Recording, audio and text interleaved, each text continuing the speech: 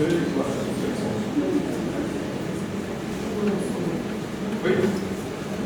Sur le confort des résidents, avant d'installer des cuisines, est-ce qu'il ne serait pas intéressant d'améliorer l'hygiène du centre? Je pense que je me suis laissé dire qu'il y avait pas mal de vermine. Pas mal de vermine, souris, etc. Qu'est-ce que vous comptez faire?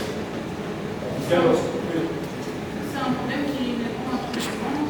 Il y a pas mal de... Le fait que les résidents, notamment les souris, argument là, parce que les résidents ont l'habitude de stocker aussi de la nourriture dans le chaud, ce qui est normal, avec des biscuits, un réflexe, etc. Et je pense qu'on pourrait éviter ça en ayant des cuisines individuelles avec des armoires adaptées, avec des frigos adaptés. Ce serait déjà un pas en avant. Et concernant les sanitaires, il y a aussi un projet de gestion des sanitaires qui est dans l'air. Dès qu'on considère des bâtiments, ça dépend. Vous pouvez imaginer comment ça peut aller avec un bâtiment, c'est parfois un peu long. Voilà, c'est vrai que il y a des résidents et c'est aussi pour ça qu'on va dans les cuisines individuelles, parce qu'on imagine bien que c'est beaucoup plus confortable pour eux et beaucoup plus agréable. juste pour rassurer, quand ce phénomène se produit, on a aussi des contrats, on a aussi conclu des contrats avec les sociétés externes pour les faire intervenir dès qu'il y a un problème qui se présente. Donc, ce sont des affaires, d'autres techniques plus adaptées. Donc voilà, on prend pas le problème en majeur. Maintenant, voilà, c'est pas tout réglé en effet, mais je pense que l'a dit Céline, le fait d'avoir des individuels peut réduire en manière assez drastique ces problématiques. Si on a parlé c'est en particulier pour l'élimination des déchets.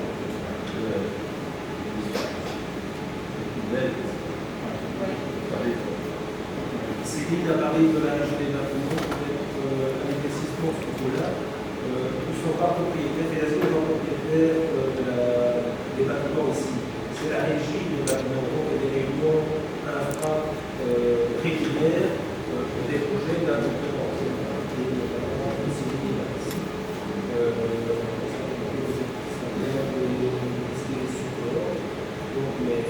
C'est pas du jour au lendemain, parfois il faut du temps pour les choses se mettent en place, mais on se passe que les projets avancent et soient financés.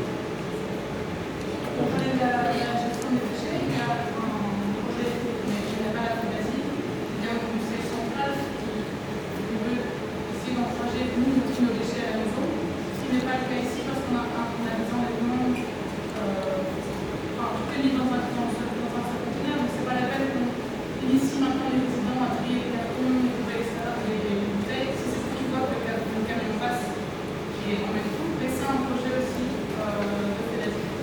Il y a un nouveau contrat de gestion des déchets qui va être mis en place avec un prix. Et aussi une manière d'approcher les résidents à la cuisine.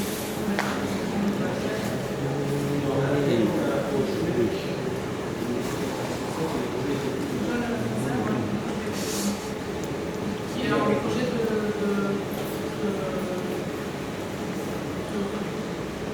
meilleure utilisation des synergies, des ressources. C'est pas pour éviter voilà, c'est trop, mais aussi éviter les résidents à familiariser à l'écologie. Maintenant, par rapport aux déchets, par rapport à la production du sang, oui, je pense qu'il y a beaucoup à s'améliorer clairement. Aussi vous dire, ça ne devra sans doute pas échapper, que quotidiennement, il y a des résidents qui travaillent aussi dans le cadre de travaux rémunérés, travaux communautaires, pour essayer de faire en sorte que le sang soit le plus propre possible. Parce que bon, ça doit rester à eux, donc quelque part, c'est pas important. Donc voilà, mais c'est un travail quotidien, il faut sans cesse frapper sur le coup. Et il y a des formations aussi, vous savez, il y a certains résidents qui viennent ici, et pour les résidents, c'est appliqué parce que dans leur pays, l'eau est. C'est pas d'abord beaucoup. Il y a l'écolage, on a le service technique, l'économage, de expliquer la manière dont ça se transforme dans le pays. On a beaucoup d'eau, s'occuper de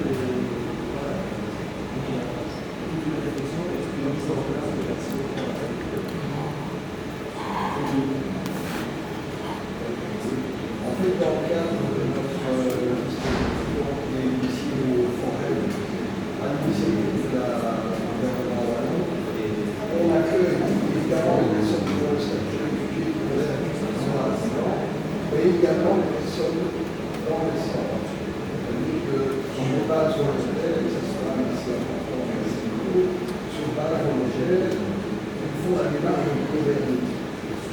Et dans ce cadre-là, les grosses problématiques que nous rencontrons, c'est l'apprentissage, évidemment, et l'alphabétisation. Qu'est-ce qui est mis en place par l'organisme, par l'office, par l'État-Civil? Qu'est-ce qui est mis en place par rapport à ça? J'entends évidemment qu'il y a des bénévoles, mais il y en a des. On travaille avec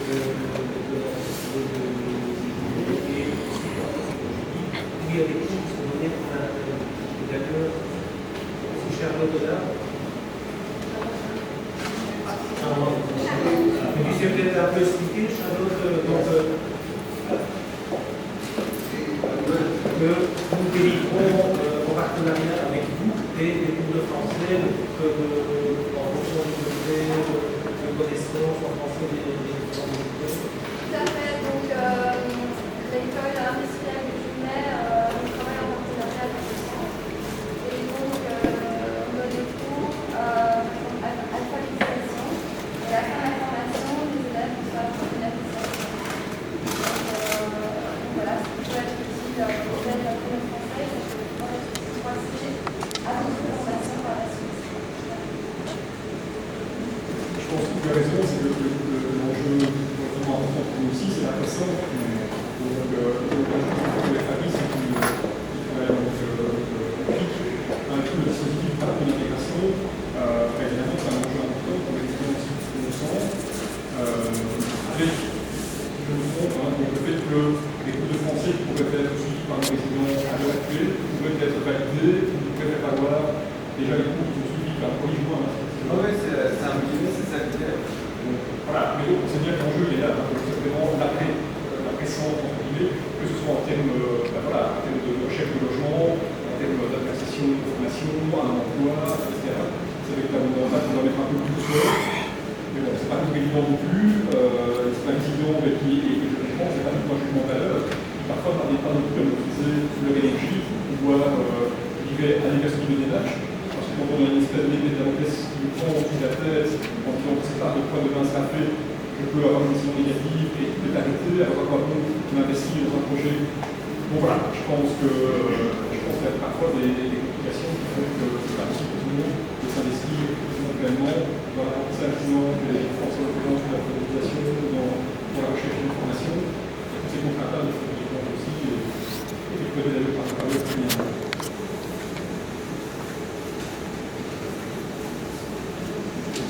Que l'assiduité au cours, justement, quand vous avez des gens qui souhaitent former des ménages, est-ce qu'il n'y a pas moyen de créer un circuit ou une amélioration qui permettrait de les fidéliser d'une certaine façon, quelque chose? Parce qu'on essaie évidemment l'assiduité ou des samedis, on va continuer, il n'y a personne, il y a des bénévoles, mais. Oui. Est-ce que vous pouvez faire quelque chose pour créer une certaine discipline? Le mot est dur. On est déjà à l'écoute des propositions éventuelles positives que vous pouvez nous formuler. Mais on sait que c'est un peu mal quotidien. Je dirais, vous avez des collègues du séminaire.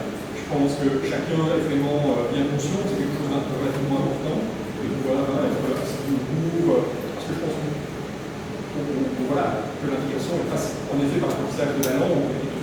Des connaissances et de compétences qualifiantes, etc. Maintenant, pour des raisons que j'ai expliquées aussi, vous savez, on vient parler de très loin, certains jeunes qui n'ont jamais été scolarisés dans leur pays, parce qu'il n'y a pas du tout une priorité. Et donc, parfois, on arrive aussi pour être au Consaco, avec notre prisme européen, où on se dit l'obligation scolaire, c'est une certitude, il faut y aller franco, etc. Parfois, on se reprend un peu, parce que je pense qu'avant tout, pour les résidents, c'est un besoin de sécurité, comme c'est le premier ici. En interne, c'est le besoin de pouvoir se projeter en termes justement de bénéficier de la sécurité à tout les gens. Donc c'est pas un nouveau pays, c'est éviter l'expulsion, c'est pouvoir. Et donc, il faut d'abord rencontrer ses besoins avant même que ce soit le de pouvoir se projeter dans quelque chose de plus durable en effet. Mais voilà, je pense que les collègues ne comprendront pas, c'est un combat quotidien et on est derrière et voilà, maintenant on n'a pas de recette miracle. Et je peux vous dire que ce n'est pas du tout des gens qui sont de l'accueil ici,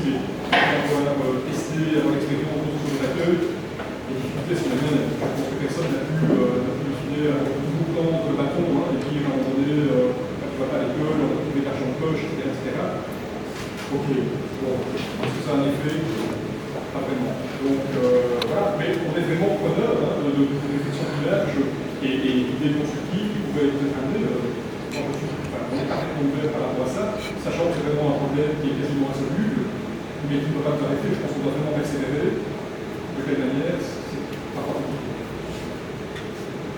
J'ai eu l'information, je ne sais pas si c'est l'époque, qu'en France, on prenait cours de français obligatoire par les centres. Alors, vous faites sans doute référence à ce qu'on appelle l'e-bloggering, qui est donc le parcours d'intégration, mais je dirais, qui existe en France depuis bientôt une dizaine d'années, je pense.